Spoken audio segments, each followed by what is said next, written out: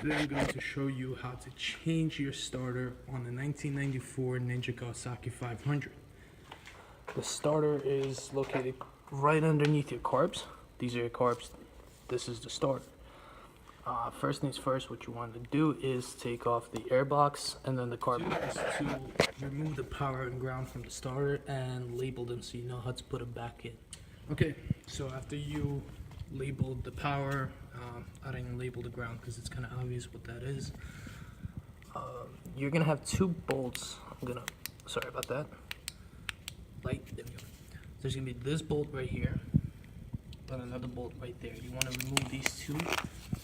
You want to remove that one and that one to lift your starter up.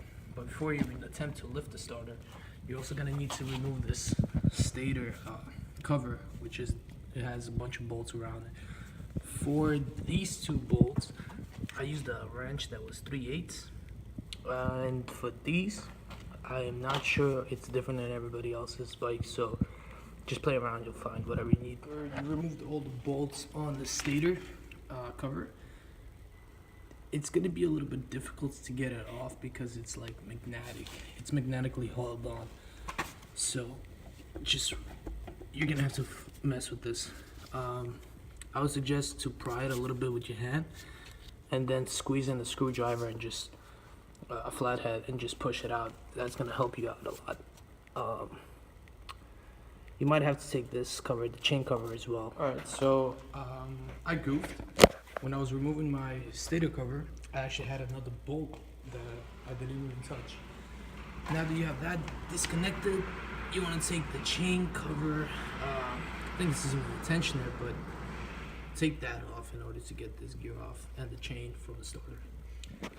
After you remove the chain tensioner on the stator, just pull this gear out that was straight up on your starter here, and leave the chain on the side. Try not to take it off because then it's a pain in the ass to get it back around. Just leave it on the side like I did right here. Still wraps around the other gear. And now you're just simply going to punch this out. Just pull out the starter. You do have this little clip here, which I believe you might need to take off when you're rebuilding the starter, not when you're just pulling it out. So don't fuck with that just yet. Okay, so this is the old starter and this is the new starter. As you can see, the new starter comes with the ground and power bolt, and the old one, I told you to save it. When you take off your old starter, save the bolts and nuts and everything that was on it just in case you need to put it on your new one. Mine luckily came with everything. I just have to swap the starters and we should be good to go. And like I said, don't mess with these little clips inside. You don't need them because they are, the only times you're going to be pulling them out is when you're rebuilding the starter. I'm not doing that because that's mad work. Okay, as you can see, I got these two bolts in, meaning the starter aligns perfectly fine. Everything's good.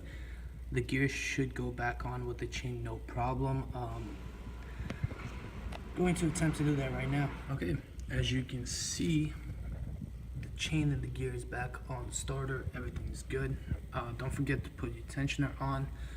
I'm going to do that right now, and basically the rest of this installation is just reverse removal that you've seen already. One thing I would suggest is to drain some oil out when you're doing this, because as you can see, I have a lot of excess oil dripping down.